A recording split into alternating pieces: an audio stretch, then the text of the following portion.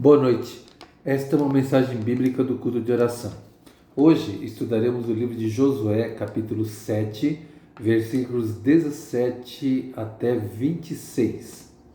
Após a conquista da cidade fortificada de Jericó, no capítulo 6, de uma forma sobrenatural, o capítulo 7 começa com uma derrota vergonhosa, quando Israel tentou conquistar a cidade de Ai.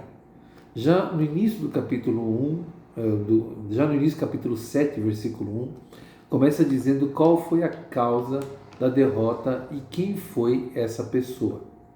Mas ao longo do capítulo 7, só nesse trecho nosso de hoje, nos mostram como se chegou ao culpado dessa derrota.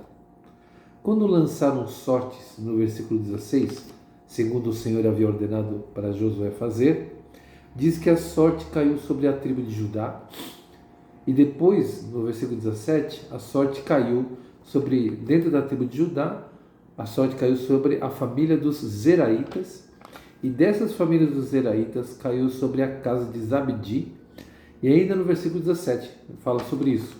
E dessa casa de Zabdi, homem por homem, foi lançado sorte, por fim caiu sobre Acã, filho de Carmi, filho de Zabdi, filho de Zera, da tribo de Judá, conforme o versículo 18, repetindo os dados já descritos no capítulo 7, versículo 1. Não se sabe se Acã pensava que conseguiria esconder o seu pecado, mas fico imaginando como estava o seu coração quando começaram a lançar sortes, vindo a cair primeiro sobre a tribo de Judá, depois os Zeraitas, depois Abdi, depois Carmi, o seu pai, e depois sobre ele mesmo, sobre Acã.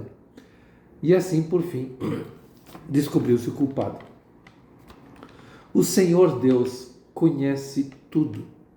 Nada está oculto aos olhos do Senhor Deus, por mais que a gente pense que ninguém está sabendo das coisas.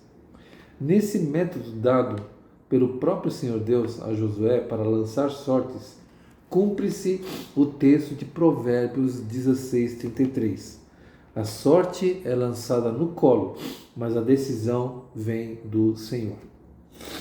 Quando a sorte caiu sobre Acã, no versículo 19, Josué disse a Acã: Filho meu, dá glória ao Senhor, Deus de Israel.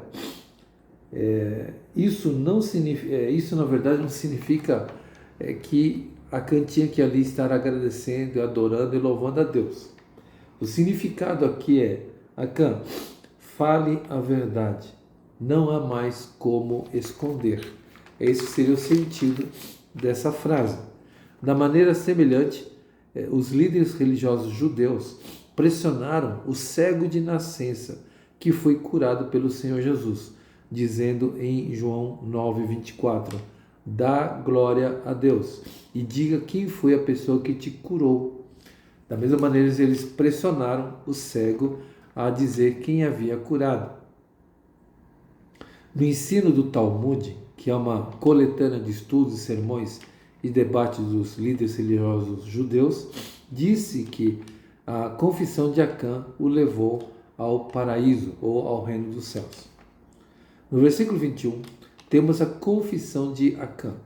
Ele tomou das coisas condenadas e das coisas que deveriam ser consagradas e as tomou para si mesmo. Capa babilônica, 2 quilos de prata, 500 gramas de ouro pelo menos. Então Acã, ele seguiu o seguinte processo. Primeiro, ele cobiçou. Em segundo lugar, ele tomou para si aquilo que ele desejava. E em terceiro lugar, ele escondeu. São os passos para o pecado para todas as pessoas.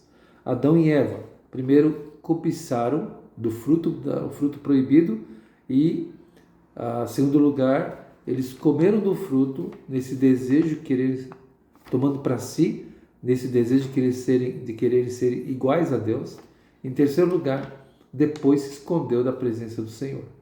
E, infelizmente, a consequência se reflete agora não somente para ele, para Acã, mas também para a sua família, para todos os seus bens também.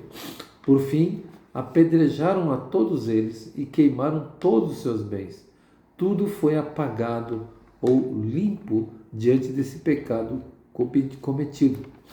É um texto pesado para se ler e meditar, mas ao mesmo tempo nos faz refletir sobre a força do pecado e os estragos que ela produz.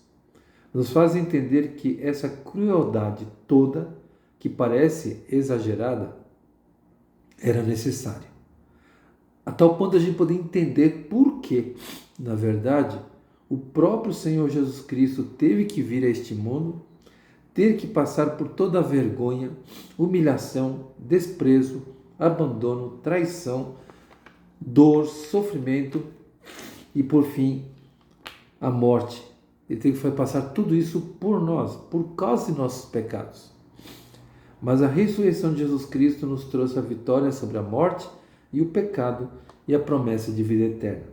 Vamos dar glórias a Deus, render louvores a Ele e não ocultar nada e caminharmos com os corações sinceros, arrependidos e perdoados diante do Senhor Deus e da Igreja do Senhor Jesus Cristo. Que Deus assim nos abençoe.